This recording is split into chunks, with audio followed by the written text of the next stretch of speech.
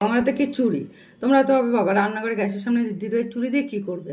দেখো এই চুড়িগুলো আমাদের কী হয়, অনেক সময় না রেখে দিলে না, যখন অনেক দিন পরে পরতে যাবো, না হালকা হয়ে যায় না টাইট হয়ে যায়।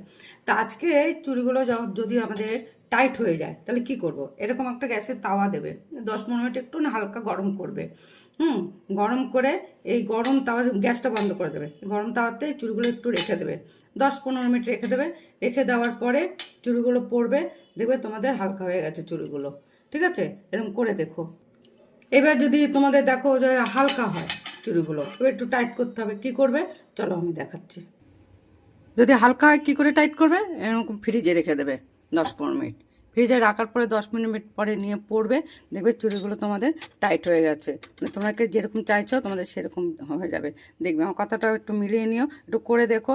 আমার মনে হচ্ছে কাজ হবে, আমিও করেছি, তাই তোমাদের জন্য আমি তোমাদের সঙ্গে আমি শেয়ার করে দিলাম, আমার হয়েছে বলে তাই। ধন্যবাদ।